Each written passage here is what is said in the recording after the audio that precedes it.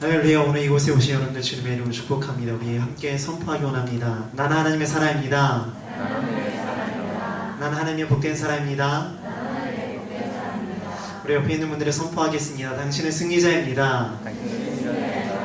네. 쉬우신가요? 괜찮으세요? 네.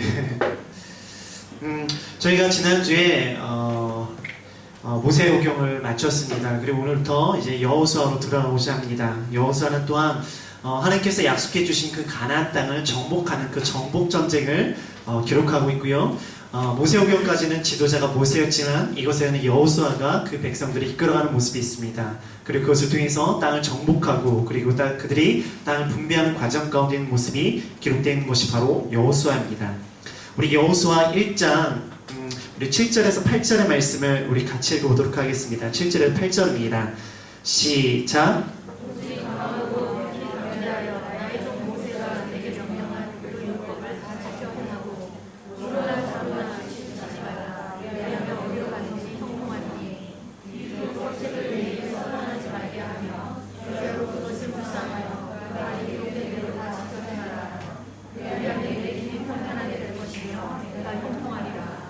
예, 7절과 8절은 이제 다음 리더가 된 여호수아에게 말을 하고 있는 부분입니다.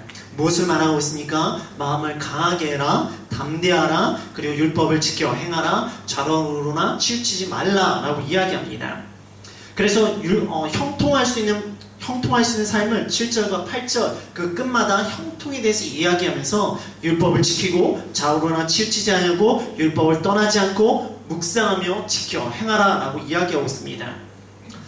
평탄케 하는 모습이 뭔가 거기에 대해서 어떻게 하라고요? 내 입에서 뭘 떠나게 하지 말라고요? 아이고 죄송합니다.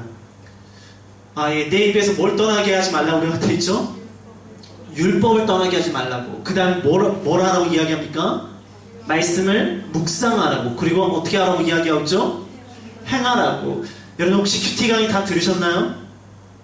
할렐루야.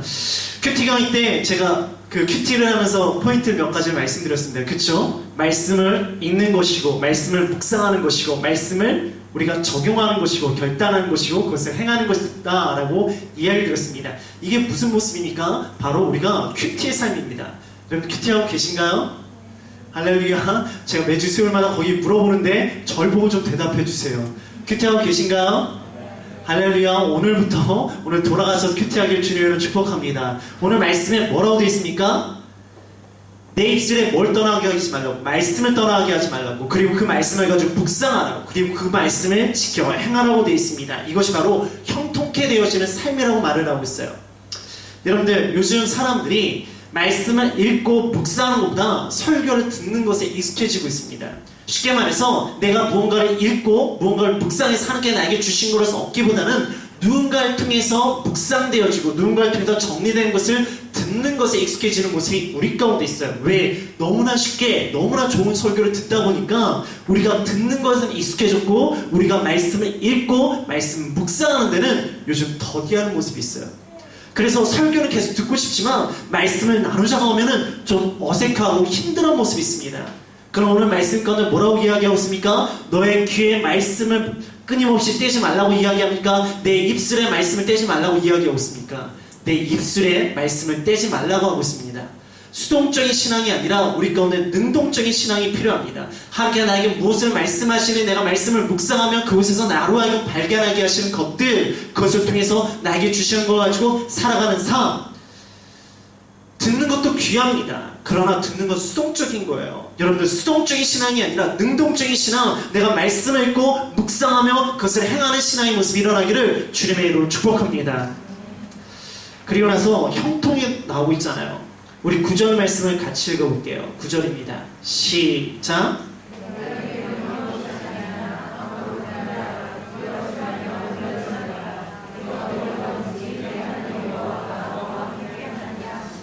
다시 여호와께 이야기하고 있습니다. 내가 내게 명한 것이 아니냐 마음을 강하게 하고 담대하라 두려워하며 놀라지 말라. 사실 지금 여호수아가 이런 상태니까 이렇게 말씀하시겠죠. 두려워하지 아니하고 놀라지 아니한다. 하나님께서 뜬금없이 너 두려워하지 마, 놀라지 마 이러시겠어요? 우리의 모든 중심을 알고 계신 하나님께서 여호수아가 두렵고 떨림이 일어나니까 끊임없이 두려워하지 말라, 담대하라, 마음을 강하게 하라, 좌우로는 치십지 말으라 라고 이야기하고 있어요. 근데 끝부분에 뭐라고 이야기하고 계십니까? 여호와가 너와 함께하고 계시다고. 여러분, 제가 그 창세기 하면서 형통에 대해서 이야기한 적이 있습니다. 기억나시나요?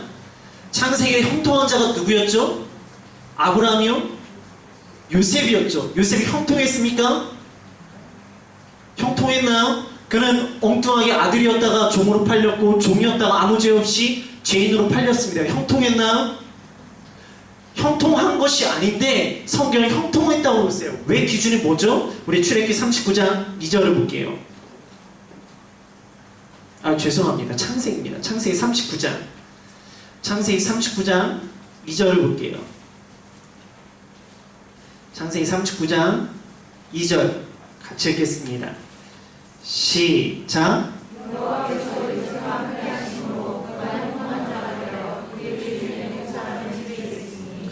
2절이 뭘로 시작합니까?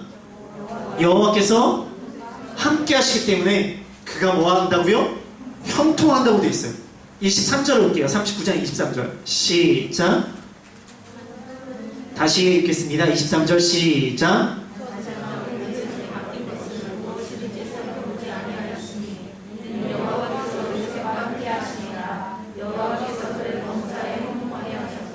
뭐라고 되어 있죠? 형통함이 여호와께서 함께 하시기 때문에, 형통함은 뭔가 하나님께서 함께 하시기 때문에. 그래서 7절과 8절 끝에는 그 여호수아의 형통한 삶을 이야기지만 결론적으로 9절의 결론은 무엇입니까? 하나님께서 함께 하시기 때문에, 여호와께서 함께 하시기 때문에 너는 형통할 것이다 라고 이야기하고 있습니다.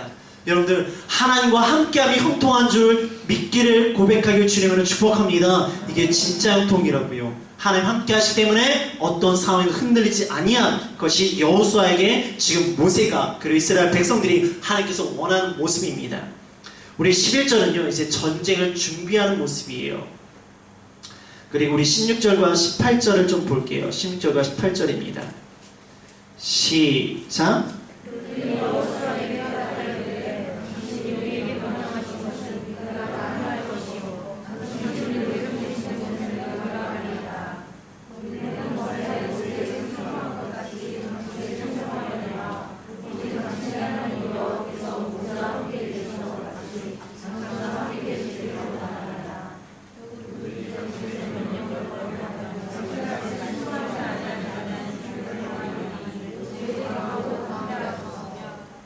지금 모세가 담대하고 이스라엘 백성들이 이야기하면서 그 중간에 전쟁을 준비하는 모습이 있습니다. 그 여호수아가 이스라엘 백성들의 명령을 내린 거예요. 그럴 때 이스라엘 백성들이 바로 16절과 18절에 그들이 반응하고 있는 모습입니다. 어떻게 반응합니까? 명하신 거 다 행하겠습니다. 보내신 거 우리가 다 가겠습니다. 하나님이 당신과 함께하기 때문에. 그들이 왜 당신이 명령할 때 왜 우리가 따른 줄 아십니까? 왜 당신이 가는 걸 우리가 가는 줄 아십니까? 당신이 하나님과 함께하기 원하기 때문에, 우리의 모습 가운데 하나님과 함께하시면 우리가 믿기 때문에 당신이 명령하면 우리가 그것에 순종하겠다는 거예요. 우리의 모습 가운데 이제 모세 다음에 여호수아가 세워졌습니다. 근데 이스라엘 백성들에게 누가 세워졌는지, 그리고 나와 어떤 관계에 있는 사람이 세워졌는지, 그리고 내가 원하는 스타일인지, 어떤 능력이 있는 사람인지, 그것이 중요한 거예요. 여기서 그것이 중요한 것이 아니에요. 뭐가 중요합니까? 여호와께서 그와 함께하고 있는가 아닌가가 중요한 거예요. 하나님의 리더에서 가장 중요한 건 무엇입니까? 내 관계와 능력이나 어떤 사람이냐가 아니라 하나님이 그와 함께 하시는가, 그게 가장 중요한 것입니다.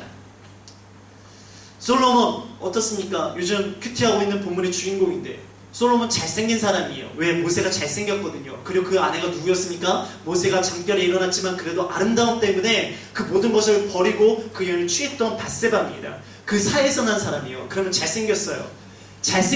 그리고 지혜도 있습니다. 돈도 많아요. 능력도 있어요. 힘도 있어요. 괜찮죠? 근데 왜 솔로몬이 망합니까? 근데 하나님으로부터 떠나니까 그 인생이 망하는 거예요. 잘생겼고 돈도 많고 능력도 있고 힘도 있고 모든 것이 완벽해요. 그러나 하나님을 떠나면요 망하는 거예요. 아무리 능력이 있어도 아무리 뭔가 멋져도 다 망하는 거예요. 우리들의 모습 가운데 시작이 화려한 인생보다 마지막에 아름다운 인생이 되어지길 주님으로 축복합니다. 그게 누군가요? 다윗과 모세가 그 모습 가운데 있는 모습이잖아요. 그래서 하나님께서 언제나 기준이 모세 같은 사람, 다윗 같은 사람, 그것이 기준이 되어지는 모습이 있잖아요. 우리 모습 가운데 우리의 삶이 시작이 화려함이 아니라 정말 마지막에 아름다워지기를, 하나님 보시기에 아름다운 사람이 되어지기를 주님의 이름으로 축복합니다. 우리 2장으로 볼게요. 2장은 어려워요. 좀 갈등과 고민이 있는 장입니다. 우리 1절 말씀 볼게요. 1절입니다. 시작.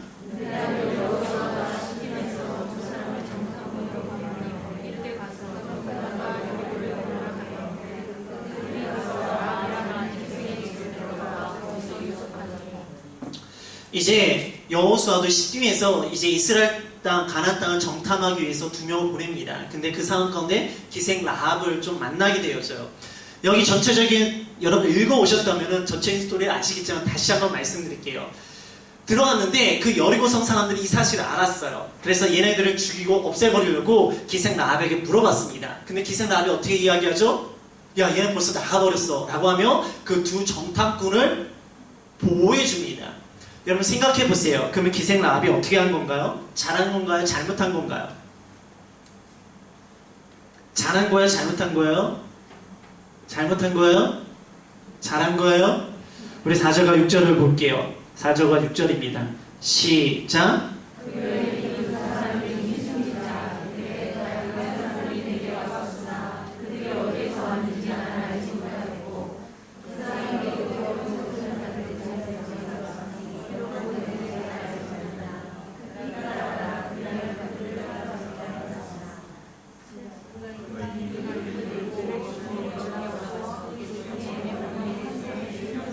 숨겼어요. 모른다고 하고 숨겨줬습니다. 그리고 나서 우리 11절과 12절을 읽어볼게요. 13절까지 읽을게요. 시작.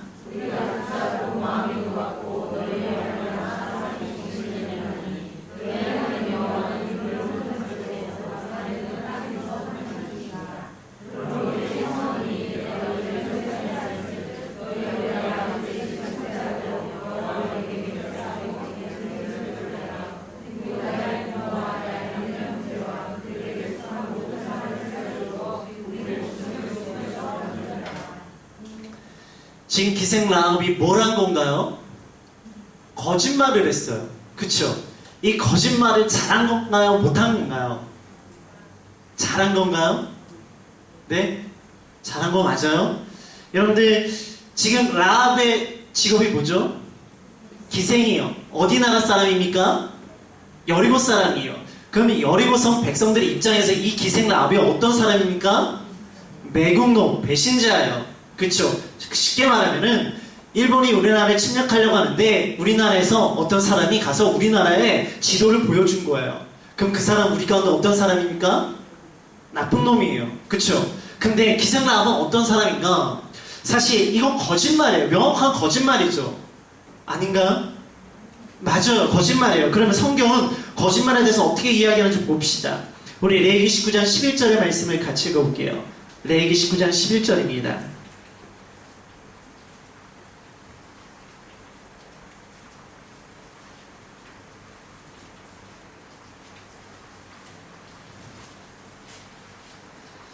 시작. 뭐라고요? 속이지 말고 거짓하지 말라라고 돼 있어요. 우리 잠언 12장 22절을 볼게요.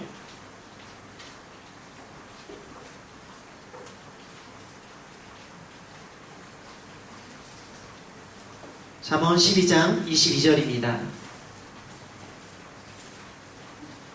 시작.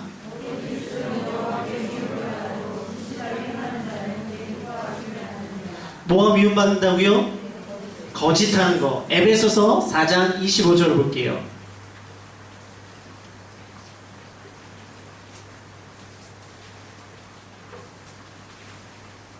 에베소서 4장 25절입니다. 시작.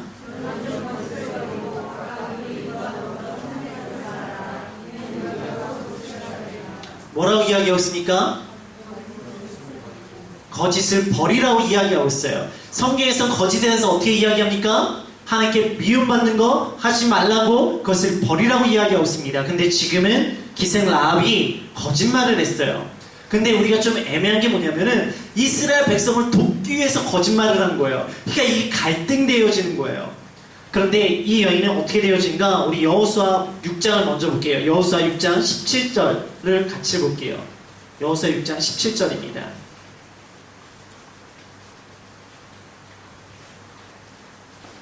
시작.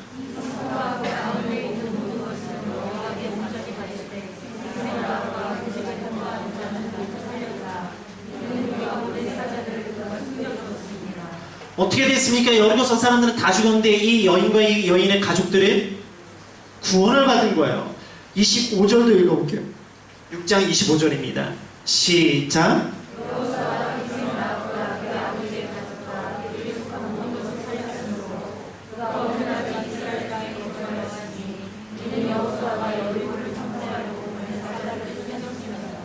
그가 목숨만 구한 것이 아니라 그 땅에서 같이 살 수 있게 됩니다. 그러면 이게 기생 라합에 관해서 끝나는가? 사실 끝나지가 않아요. 여러분 기생 라합이 어떻게 등장하는 줄 아십니까?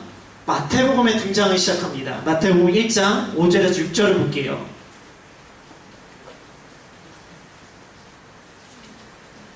마태복음 1장 5절에서 6절입니다. 시작.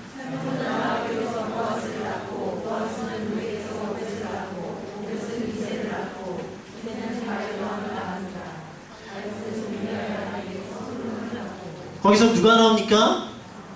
라합이 나오고 있어요. 누구와 결혼합니까? 보아스와 결혼합니다. 여러분들 재미난 게 뭐냐면은 죄송합니다. 죄송해요. 그 사이에서 나온 게 보아스예요. 보아스가 누구랑 결혼합니까? 롯이랑 결혼하잖아요. 그래서 그렇게 연결되어져요. 살몬이랑 유다 사람 살몬이랑 기생 라합이 결혼하게 되어져요. 그리고 그 여인 사이에서 보아스가 나오게 되어지고 보아스가 롯이랑 결혼하고 그럼 오벳, 이색 그 다음에 누구죠? 다윗이 나오게 되어지는 거예요. 그래서 결론적으로 이 여인은 어떻게 되어집니까? 예수님의 족보에 기록된 여인이었어요. 목사님 정말 이 라합이 그 기생 라합은 맞습니까? 라고 의심이 들 수 있죠. 그러면 성경이 기생 라합을 어떻게 기록하는지 볼까요? 히브리서 11장 31절을 볼게요. 히브리서 11장 31절입니다.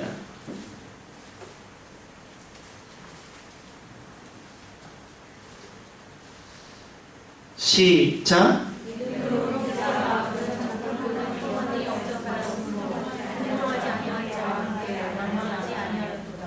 지금 이 여인의 행동은 뭐라고 이야기하고 있습니까? 믿음의 행위라고 이야기하고 있어요. 여기만 그렇게 하는가? 야고보서 2장 25절을 볼게요. 야고보서 2장 25절입니다.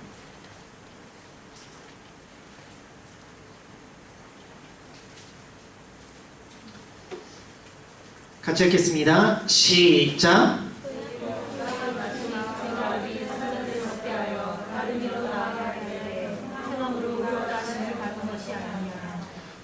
기생 라합 행동을 뭐라고 이야기하고 있습니까?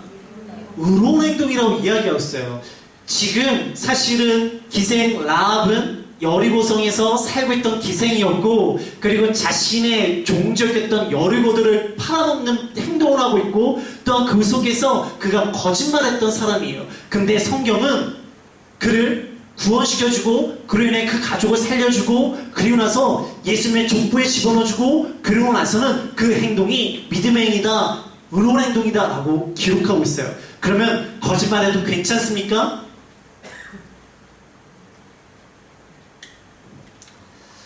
사실 성경 속에는 그대로 말했다가 저주받은 사람도 있어요. 그게 누구냐? 가난이에요. 자신의 아버지가 포도주 마시고 이렇게 다 먹고 했더니 그거를 형제들한테 고했다가 저주받아요, 사실은. 근데 우리가 알고 있는 또 거짓말쟁이가 있습니다. 누가 있죠? 창세기에 나오는 거짓말쟁이. 누구예요? 아버지에게 복 받고 싶어서 야곱 복 받았어요? 안 받았어요? 받았어요. 근데 우리가 그 고민이었잖아요. 하나님의 복을 받기 위해서 아버지를 숨기는 것이 정당한 겁니까? 라고 이게 고민이었어요. 근데 제가 그 고민을 어떻게 해결해 드렸습니까? 그는 복을 받았지만 복을 누렸습니까?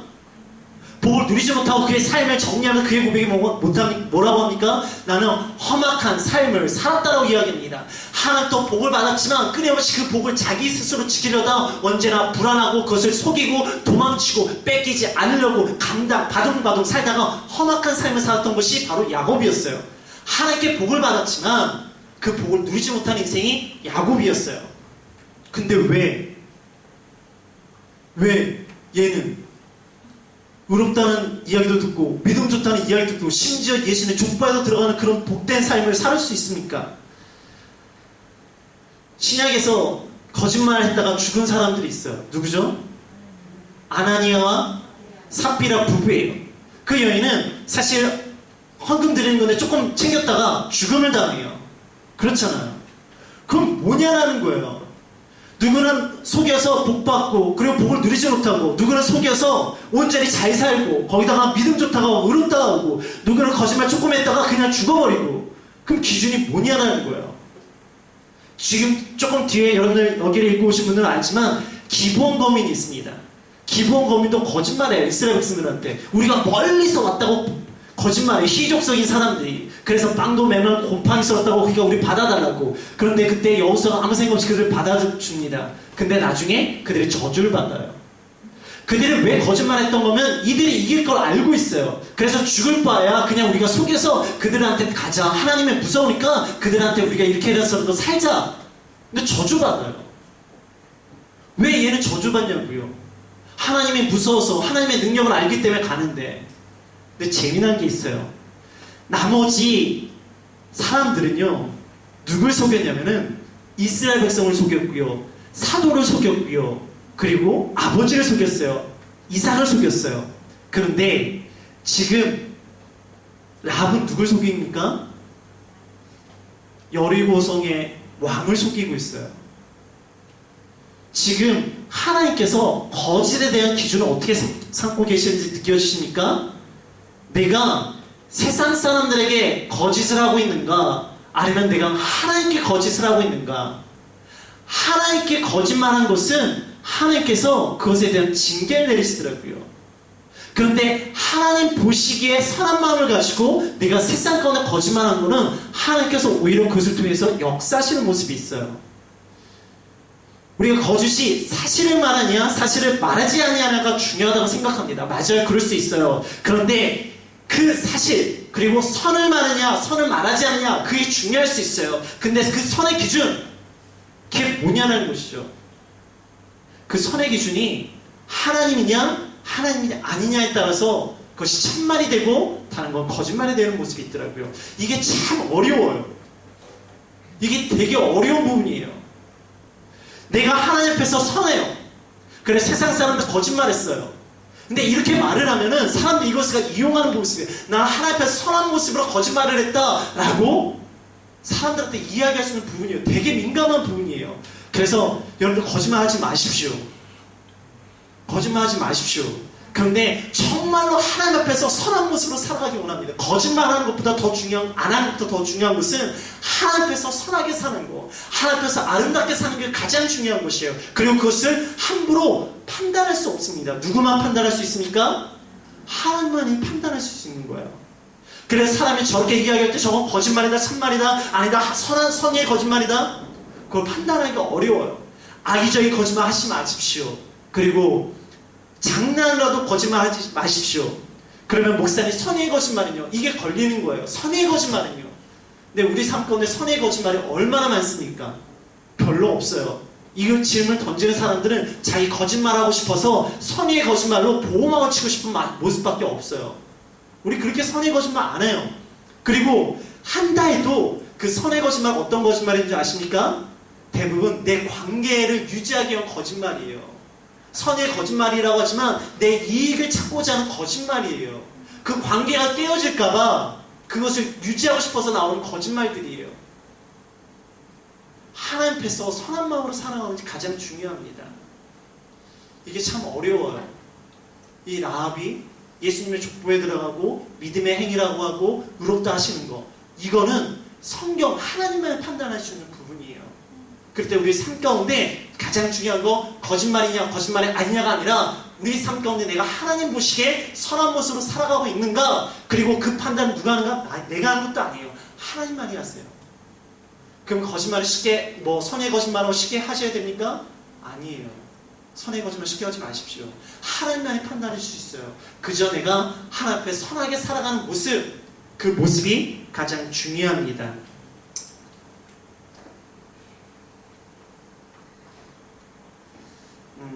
우리 3장으로 갈게요. 그 전에 한 가지 더 말씀드릴게요. 하나님 앞에서 선하면요, 방법이 잘못되더라도 하나님께서 선하게 역사하십니다. 그러니까 내가 하나님 앞에서 선하면 하나님께서 방법이 잘못되었더라도 하나님께 선하게 역사하세요. 대표적인 인물이 바로 보아스의 아내 룻입니다.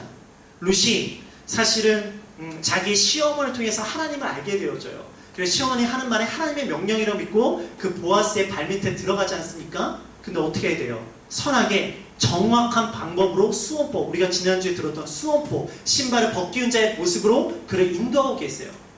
여러분들, 사울이 사실 하나님 앞에서 열심히 있는 자였어요.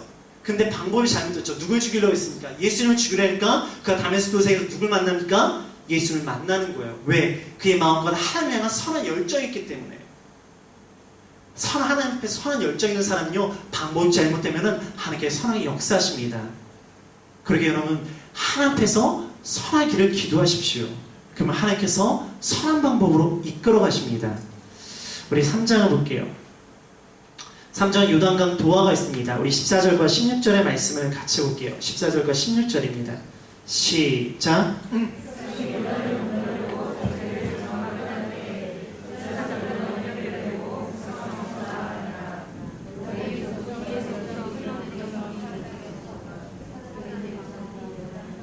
네, 16절 같이 읽을게요. 시작.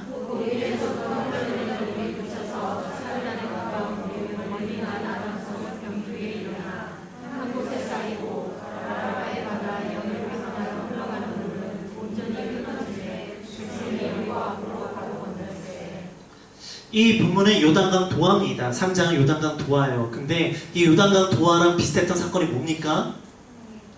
홍해 출애굽 사건이잖아요. 출애굽 생각할 때 그들이 출애굽해서 첫 번째 만났던 난관입니다. 그때 그들의 상황은 돌아가자. 우리가 여기서 왜 죽게 하냐? 돌아가자, 그거였어요. 그런데 이들이 이제 가나안 땅을 들어가기에 첫 번째 난관이 어디입니까? 요단강이에요. 근데 그들이 요단강에서 어떻게 합니까? 불만합니까? 아니에요. 그들은 법궤를 앞세우고 그리고 쫓아가는 모습이 일어나기 시작합니다. 왜 그럴까요? 홍해의 경험이 있기 때문에? 아니에요. 홍해의 경험했던 사람들 지금 다 죽었어요. 여기 있는 사람 신세대예요. 그럼 어떻게 이들은 그것에 불평하지 않고 법궤를 앞세워서 그들이 쫓아갈 수 있었을까요? 가나안 땅에 들어오기 전에 모세가 모압 평지에서 뭘 얘기했습니까? 신명기를 얘기했잖아요. 신명기의 내용이 뭐라고 얘기했죠? 출애굽기, 레위기, 민수기의 내용을 구세대가 들었던 내용을 신세대들에게 다시 한번 정리해서 했던 내용이 바로 신명기였잖아요. 그래서 출애굽에서부터 그들이 지금까지 왔던 모든 경로들을 이야기하잖아요. 거기에 뭐가 있겠습니까? 홍해를 건넜던 홍해 사건이 있었겠죠. 그럼 그들은 뭘 들었습니까? 홍해 사건을 들었던 거. 아, 하나님이 이런 하나님이구나. 그리고 그들이 듣고 믿고 순종한 거예요. 지금 여기에 이들의 모습 가운데는 하나님의 말씀을 듣고 본 것이 아니에요. 그들이 실제로 경험하지 않아서 홍해 사건은 하지만 그 말씀을 듣고 믿고 순종하니까 어떻게 됩니까? 요단강이 멈추는 거예요. 여러분의 모습 가운데 말씀을 듣고 그것을 믿고 순종하고 그리고 나서 행할 때 하나님의 기적이 일어나길 주님을 축복합니다. 우리는 보지 못했어요. 경험하지 못했어요. 그러나 그 경험을 여러분의 삶 가운데 이루어지길 주님을 축복합니다. 그런데 혹시 이스라엘 갔다 오고 싶으신 분 없으시죠? 마음껏 얘기할게요. 여러분들 이스라엘 가면요 요단강이 있어요. 요단강 어떨 것 같아요? 되게 클 것 같죠? 근데 가면 완전 실망이에요. 개울이에요, 개울. 정말 제가 점프하면 건널 수 있어요. 그러면 이거를 뭐하러 왜 무슨 말이 안 되잖아요. 그 점프해서 갈 걸 뭐하러 무슨 멈추게 하냐? 근데 좀 다른 게 있어요. 지금의 요단강은 그 시절의 요단강은 좀 달라요. 왜 다르냐? 일단은 여기는 모맥을 거둘 때입니다. 이게 뭐냐? 요단강의 지류가 어디서 하면 저쪽 위에 한라산이라고 있어요. 거기는 만년설이 있는 산입니다. 올라가면 되게 추워요. 바람도 강하고. 근데 거기서부터 눈이 녹아서 요단강으로 내려오기 시작해서 사해까지 내려가요. 그래서 그때는 물이 넘쳐나기 시작합니다. 그리고 또 하나, 지금 왜 그 요단강이 조금해졌나? 그 옆에가 요르단이에요. 바로 요르단 경계 지역입니다. 근데 요르단이 이스라엘 괴롭히려고 지류를 다 막아놨어요. 그래서 물이 요르단에서 안 내려오기 때문에 요단강이 지금 개울처럼 돼 있어요. 하지만 그 당시에는 하늘에서는 눈이 녹을 때는 요단강이 사람의 키를 훨씬 넘는 그런 물높이였고요. 그리고 사해가 있어요. 사해 좀만 더 한참 올라가면 쿰난 지역이라고 있습니다. 그 쿰난 지역까지 물이 찰 정도로 물이 흥건했다고 이야기를 하더라고요. 그래서 여기에서 나오는 모습들은 바로 홍해 같은 사건들을 기록하고 있어요. 네, 4장은요. 요단강을 건너고 나서 돌을 세우는 겁니다. 그래서 하나님의 은혜를 기록하고 있는 모습이 있어요. 5장은 할례장입니다. 우리 1절에서 2절의 말씀, 5장 1절에서 2절의 말씀을 같이 읽어볼게요. 시작.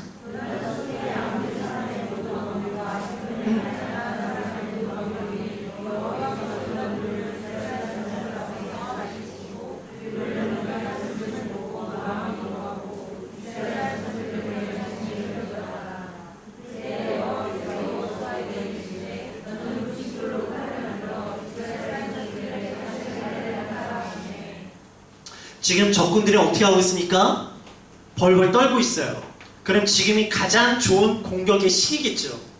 지금 벌벌 떨고 있으면 가서 그냥 무너뜨리기만 하면 돼요. 근데 지금 그때 하나님께서 무엇을 명령하십니까? 할례를 하라고 이야기하셨어요. 할례가 뭡니까? 쉽게 말해서 지금 시대에 포경수술하라는 거예요. 여러분들, 지금 우리가 창세기에서 할례를 행했던 모습들이 여러 군데 있는데 그 할례 때문에 성읍이 무너졌던 성읍이 있었어요. 어느 성읍이었습니까? 세겜 땅이었어요. 세겜 땅이 왜 무너지죠? 야곱의 딸 디나를 강간했다가 열받아가지고 시몬과 레이가 야 너희들 우리랑 좀 결혼하면 할례해야지 돼. 그렇게 할례 다 시킨 다음에 시몬과 레이가 거기서 있는 사람을 다 죽였어요. 몇 명이? 2명이서 성읍에 있는 모든 사람을 죽였어요. 그만큼 아무것도 할 수 없는 무방비의 상태로 만드는 것이 바로 그 당시의 할례였어요. 그러면 지금 전쟁해야 돼요. 그리고 바로 앞에 적군이 있어요. 그리고 그대로 우리랑 벌벌 떨고 있어요. 그런데 지금 공격하지 않으려고 할례를 하면 어떻게 됩니까? 오히려 역공을 받을 수 있어요. 너무나 쉽게 오히려 자기네들이 당할 수 있어요. 근데 왜 하나님께서 이렇게 하실까? 그 이유가 5절에 있어요. 5절을 볼까요? 시작.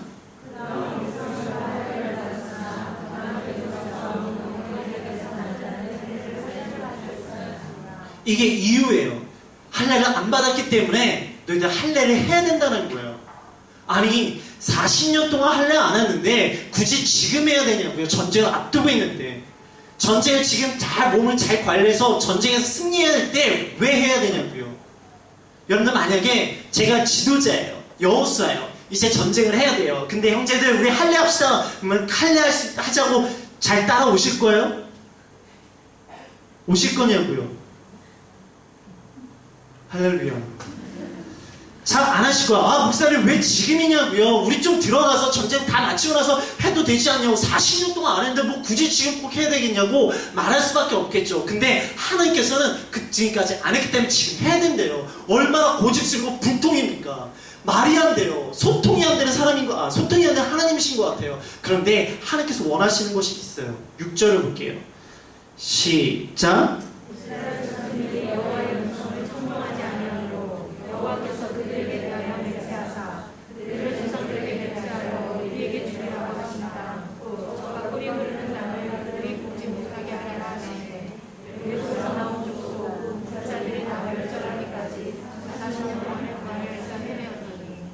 하나님께서 그들에게 원하는 건 무엇입니까? 하나님의 말씀에 청종하는 삶입니다. 순종하는 삶이에요. 어떤 상황에서도 하나님께 순종하는 삶을 원하세요. 근데 이스라엘 백성들이 하나님께 순종하지 않아서 광야에서 죽을 수밖에 없었습니다. 그래서 너희들이 이제 가나안 땅에 들어가면 정말로 하나님의 말씀에 순종의 삶을 살아라. 그래, 그 상징이 뭐죠? 하나님의 백성의 상징, 바로 할례고, 그 할례를 통해서 정말로 어떤 할례를 일어나기 원하십니까? 마음의 할례가 일어나기 원하신다는 거예요.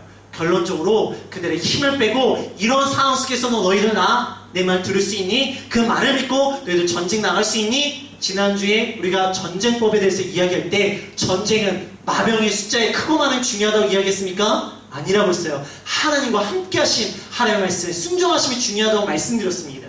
동일하게 이 사건에서 드러납니다. 우리의 힘은 줄어들 수 있지만 그 상황 가운데 하나님의 말씀에 순종할 수 있는 삶을 살아갈 수 있느냐, 그 삶으로 가나안 땅을 정복하라는 하나님의 메시지예요. 우리 모습 가운데 정말로 나의 힘이 아니라 하나님의 힘으로 나아가는 우리의 모습이 일어나기 주님을 축복합니다. 우리 14절과 15절의 말씀을 같이 읽어볼게요. 14절과 15절입니다. 시작.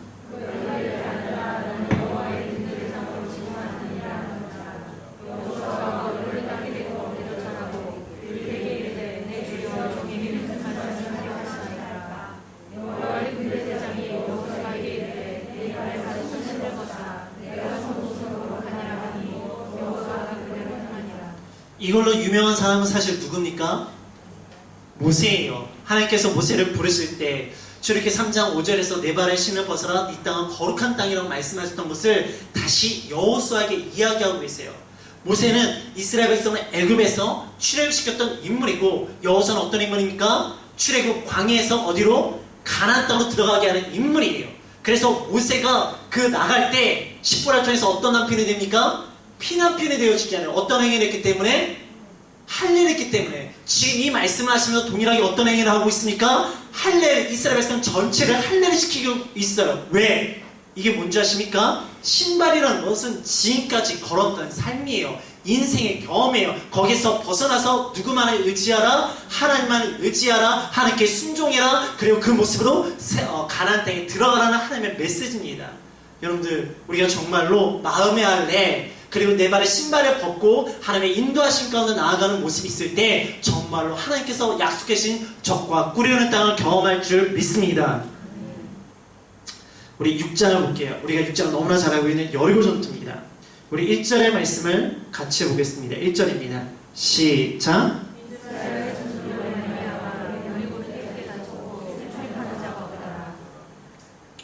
지금 긴장한 상태입니다. 근데 하나님께서 그때 또 뭐라고 이야기하십니까? 3절과 4절입니다. 시작.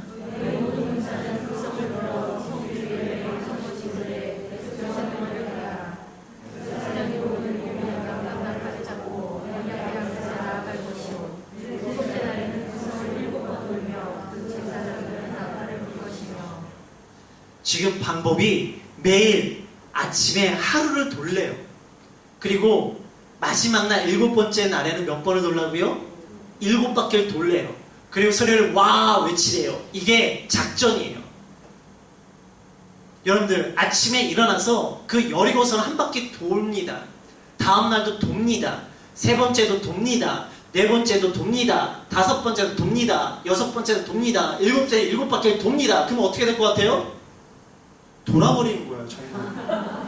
돌다가 막 내 마음도 돌고 정신도 돌고 사람 관계도 돌고 너무 힘들어지는 거예요. 그런데 그때 와를 외치래요. 이게 뭐냐고요? 근데 이걸로 끝나는 게 아니에요. 거기다 플러스가 있어요. 우리 10절 말씀을 읽어볼게요. 10절입니다. 시작.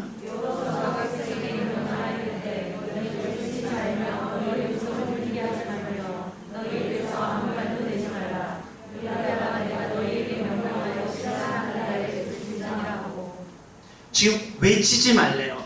그리고 들리지 않게 하래요. 그리고 아무 말도 하지 말래요. 처음부터 아무 말 하지 말라고 이야기하지. 처음에 외치지 말라고 하고 아무 소리도 내지 말라고 하더니만 들리지 않게 하라고 하더니만 이제 아무 소리도 하지 말래요. 처음엔 외치지 말아라. 아무 소리도 들리지 않게 하라. 아무 말도 하지 말아라. 이게 점칭법이나 점강법이나 점강법이나 점칭법을 사용하고 계세요. 그래서 결론적으로 뭡니까? 아무 말 하지 말라는 거예요. 여러분 어떠실 것 같아요? 지금 적군이 나에게 칼을 던질 수 있고 화살을 던질 수 있고 창을 던질 수 있고 돌을 던질 수 있는 상황이에요. 근데 내가 거기를 매일 아침 산보해야 돼요. 기분이 어떨 것 같아요? 끊임없는 원망과 불평과 두려움이 일어나겠죠. 그리고 이게 뭐냐, 이게 작전이야, 우리가 이렇게 되냐, 우리 여기서 빨리 벗어나야 된다, 다른 걸 준비해야 된다, 수없는 생각들로 인해서 말들이 나오겠죠. 근데 지금 아무 말도 하지 말래요. 왜? 내 생각을 내놓고 지금 하나님만을 바라보라는 거예요. 그 앞에 누가 나오고 있습니까? 제사장들이 나가고 있기 때문에 그것을 바라보면서 말씀만 바라보고 있기 때문에 말씀만 바라보면서 그것을 돌라라는 거예요. 그리고 나서 외치면 어떻게 됩니까? 우르르 무너지는 거예요. 근데 우리들은 모습 가운데 뭐 다른 데 사원 가서 7바퀴 돌고 이렇게 돌고 계시는 분들이 있는데 도는 거요. 여리고 성공만 그랬어요. 아이성 어떻게 나중에 이야기할 아이성은 다르게 했어요. 하나님께서 우리에게 원하시는 것은 그런 행위나 그런 방법이 아니에요. 하나님께서 우리에게 원하시는 것은 말씀을 가지고 순종하며 불평, 불만, 원망 없이 따라갈 수 있느냐라는 거예요. 우리에게 중요한 건 어떤 방법론과 행위론이 아니라 바로 하나님의 말씀을 가지고 쫓아가며 순종하시는 모습이 있길 원하신다는 거예요. 여러분, 우리들 모습 가운데 정말 하나님의 뜻, 하나님의 마음을 가지고 순종할 때 우리가 함락할 수 없는 여리고성도 함락될 줄 믿습니다. 괜히 직장, 내가 들어가기 원하는 직장에 빙빙이 돌지 마시고 또 내가 원하는 자매에 빙빙이 돌지 마시고 정말 믿음으로 기도하시길 주님으로 축복합니다. 할렐루야. 우리 18절을 볼게요. 18절이 좀 중요하긴 해요. 18절 같이 읽겠습니다. 시작.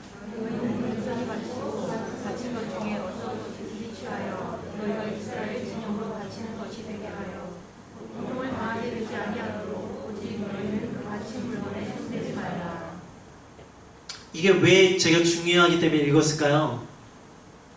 이게 그 다음 사건이랑 연결되거든요. 그 다음 사건이 뭐가 나올 것 같습니까, 여러분들?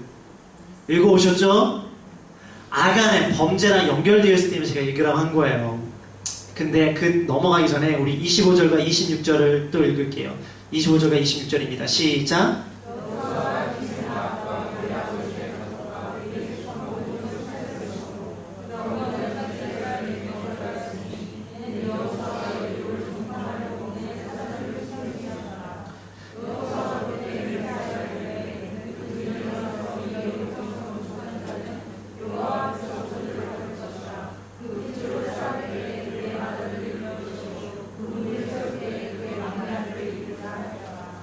기생라합을 살리는 모습이 그의 모습 가운데 있어요. 이게 누가 맹세하고 언약했냐? 사실 여호수아가 맹세하고 언약했기 때문에 그가 살아납니다. 근데 마지막에 그가 어떻게 합니까? 이 여리고성을 세우는 자는 큰아들이 죽고 막내아들이 죽는 사건이 일어나요. 그가 맹세를 했어요. 그래서 어떻게 된 줄 아십니까? 성경에 이걸 스쳐 지나갔을까 안 지나갔을까요? 안 지나갔으니까 제가 말하겠죠. 우리 왕상 열왕기상 16장 34절을 볼게요. 열왕기상 16장 34절입니다.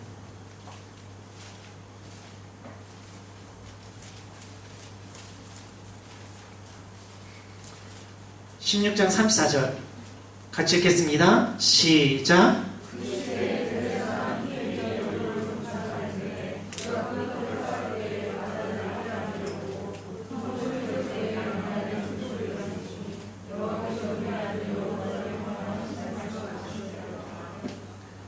이게 하나님이 말씀하신 게 아니라 여호수아가 맹세했던 건데 하나님이 지금 500년 정도의 시간이 지났습니다. 근데 여호수아가 했던 그 말을 하나님께 기억하시고 어떻게 합니까? 정말 죽이신 거예요. 이게 믿는 자들, 하나님께 세우신 자들의 특권이며 또한 책임이에요. 우리가 하는 말, 우리가 하는 행동 그냥 지나칠 것 같으시죠? 결코 하나님은 지나치지 아니하신다는 거예요. 그러니까 우리가 하는 말 함부로 해야 될까요? 말까요? 누군가를 미워하고 누군가를 저주하고 누군가를 욕하는 말 함부로 하면 될까요? 안 될까요? 나는 그냥 지나가며 하는 말이지만 하나님께 세우신 사람을 반드시 그 맹세를 기억하시고 지키신 하나님이에요. 그렇기 때문에 우리가 입술 가운데 복되고 칭찬하고 격려하고 사랑하고 살리는 말 하기를 주님을 축복합니다. 정말 하나님은요 우리들의 말 한마디를 왜 하나님이 안 지켜주시는 것 같아? 아니에요. 500년이 지난 그거를 기억하시고 이루시는 하나님이시라고요. 말을 아름답게 사용합시다. 우리 7장으로 넘어갈게요. 7장은 아간의 범죄입니다. 1절에 아간의 범죄가 나와요. 그래서 사실 실패해요. 3절과 4절을 볼게요. 시작.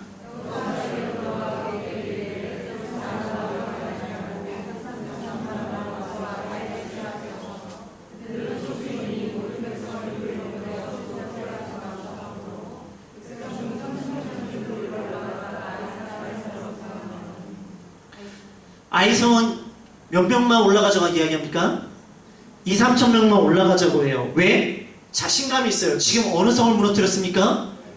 가나안 땅의 가장 큰 성 여리고성을 무너뜨린 거예요. 그것도 어떻게 무너뜨렸습니까? 싸웠습니까? 아니요, 뱅뱅뱅 돌다가 왕 하니까 무너진 거예요. 그러니까 야, 저 성보다 저건 더 작아. 그냥 우리 가자 라는 자신감이 일어난 거예요. 그러니까 그들이 어떻게 합니까? 하나님께 안 물어봤어요. 하나님께서 우리를 승리를 시키겠다는 생각이 있어요. 근데 승리 못해요. 왜 승리 못합니까? 한 사람 때문이에요.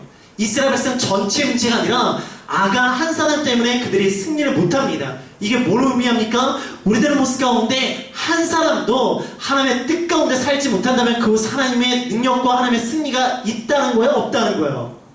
없다는 거예요. 나 하나는 괜찮겠지 라는 생각이 그 민족과 그 교회와 그 땅을 승리가 하지 못하게 한다는 거예요. 여러분 그러면 어떻게 해야 됩니까? 나 한 사람 한 사람이 하나님 앞에 거룩한 성전으로 사는 것이 너무나 중요해요.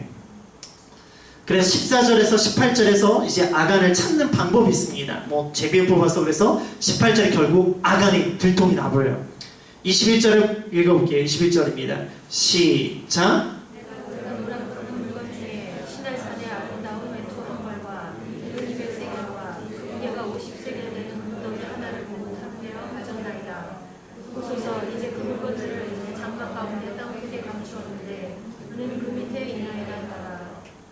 네, 신하에서 외투와 은 200세겔, 금덩이 50세겔입니다. 나머지는 계산 안 했어요. 일단 금덩이 50세겔만 제가 계산해 보기 시작했어요. 세겔이 11.4g입니다. 그러면 여러분들 금 한 돈이 몇 g인지 아세요? 할렐루야, 3.75g입니다. 그러면 3.75g으로 금덩이 50세겔을 제가 계산해 봤더니 몇 돈이 나온지 아십니까? 152돈이 나오는 거예요. 감이 오시나요? 잘 안 오시죠? 그래서 제가 오늘 금값 시세를 봤어요. 한 돈에 18만 8,100원이래요. 많죠? 근데 지난주 대비 2,200원이 떨어졌어요. 그래서 제가 계산해봤어요. 그랬더니 2,859만 1,200원입니다. 하지만 제가 2주 전 가격으로 다시 한번 계산해봤어요. 지난주 가격으로. 그랬더니 2,892만 3,600원이 나와요. 약 3천만 원의 돈입니다. 작은 돈이 아니죠. 큰 돈이에요. 그 돈을 탐냈습니다. 그것을 가지고 왔어요. 그랬더니 결론적으로 어떻게 됐는지 아십니까? 26절을 볼게요. 26절입니다. 시작.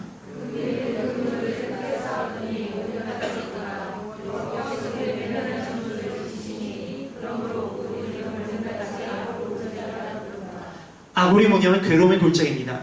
뭐 써보지도 못하고 입어보지도 못하고 결국 다 뺏기고 그리고 자기는 아굴 골짜기에서 죽는 거예요. 욕심을 위해서 하나님을 버리지 마십시오. 하나님을 붙잡는 것이 진정한 복인 줄 믿습니다. 아멘. 우리 8장을 보면 이제 아이성 전투를 갑니다. 그들이 이제 1절 볼게요. 시작.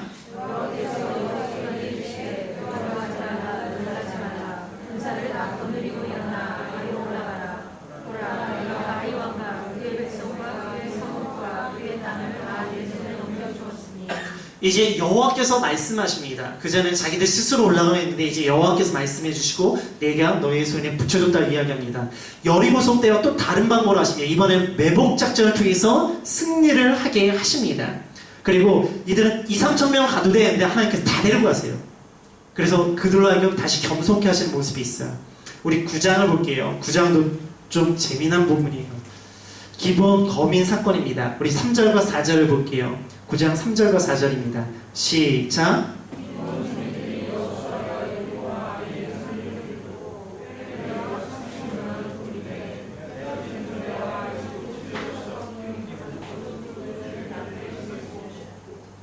네, 그들이 여호수아에게 닿아서 야 우리가 멀리 왔다 그런 이야기를 하려고 합니다. 그래서 꾀를 냈어요. 9절 볼게요. 시작.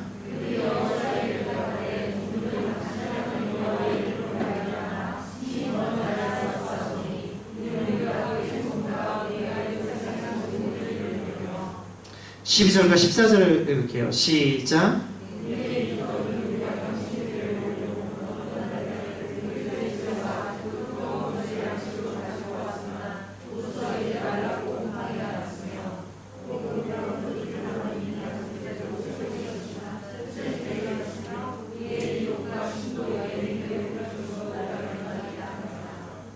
십사절.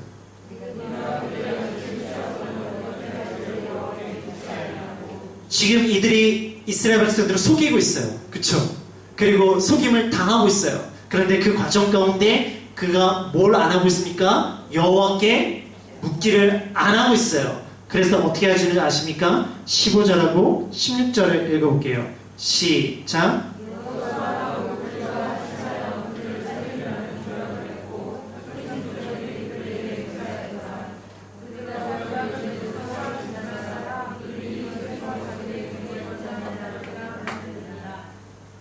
지금 이들이 언약을 맺었어요. 이 사람은 기브온 범인이에요. 어디냐면 히족속 땅입니다. 히족속은 지금 가나안 7족속 안에 들어가는 그 족속이에요. 그러면 이 족속과 언약을 맺으면 됩니까? 안 됩니까? 안 돼요. 끊임없이 출애굽기에서 신명기에서 끊임없이 하나님께서는 그들과 언약도 맺지 말고 결혼도 하지 말라고 끊임없이 말씀을 하셨어요. 근데 그들이 다른 곳에서 올 줄 알고 그만 그들과 언약을 맺습니다. 그 언약 맺는 과정 가운데 누구에게 안 물었다고요? 하나님께 안 물었어요. 그리고 나서 봤더니 3일 후에 이들이 이 땅 범인 거 알게 된 거예요. 어떻게 해요? 하나님은 그들을 반드시 죽이라고 했는데 여호수아는 내가 너희들을 살릴 거라고 맹세하고 언약하고 누구의 이름으로? 여호와의 이름으로 그렇게 했어요. 이것도 고민되는 부분이에요. 거짓말했잖아요. 이스라엘 속였잖아요. 이스라엘 백성들을. 그럼 어떻게 될까? 하나님께서 23절 볼게요. 시작.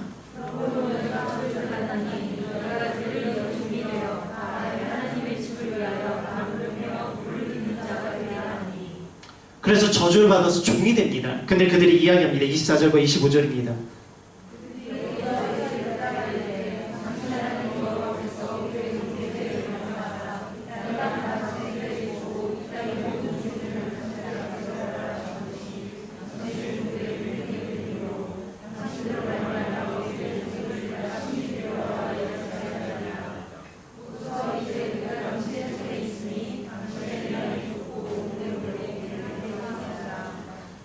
이들의 모습이 어떤가요?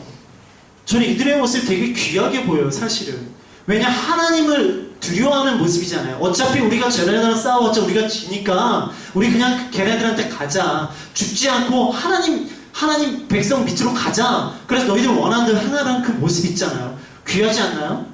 저주받아서 그렇게 있는 모습이지만 하나님을 두려워하는 삶. 그래서 이 기브온 거민은 이스라엘 백성들과 함께 가나안 땅에서 살게 되어집니다. 네, 재미난 게 있어요. 사무엘하 21장을 볼게요. 사무엘하 21장 1절과 2절입니다.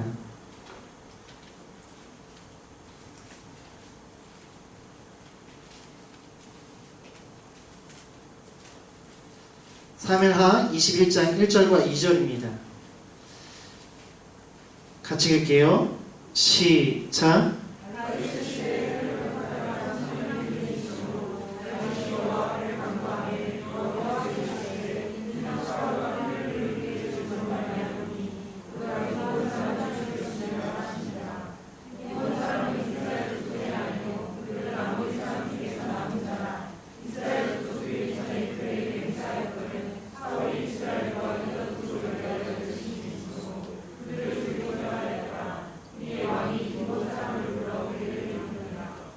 지금 여호수아가 속아서 언약을 맺고 맹세했던 거를 지금 누가 기억하십니까?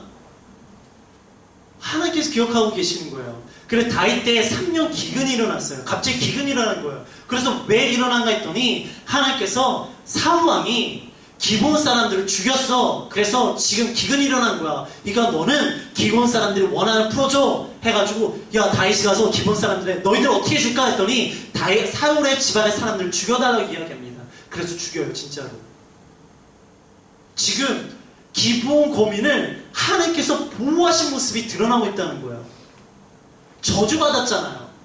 그런데 여호수아가 여호와의 이름으로 맹세하니까 죽어야 될 사람이지만 하나님께서 그들도 보호하시고 그들의 어려움 가운데 처하자 그들의 원한도 풀어주시는 하나님이시더라고요.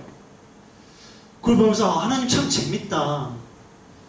정말 죽어야 될 사람이지만 하나님을 두려워해서 저주를 받았지만 여전히 그들을 보호하시는 하나님, 하나님을 두려워하는 인생, 그리고 하나님을 통해서 맺어진 언약, 그거는 하나님께서 지키시는 분이라는 거예요.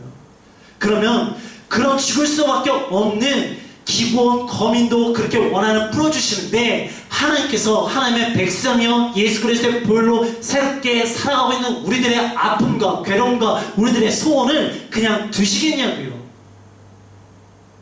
여러분들 걱정하지 마세요. 하나님은 반드시 이루십니다.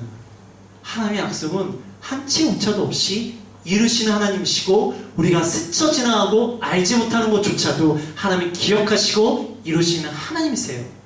그 하나님 신뢰하기를 주님의 이름으로 축복합니다. 사실 이 정복도 언제 시작된 겁니까? 이 가나안의 정복도 아브라함한테 약속했었던 거잖아요.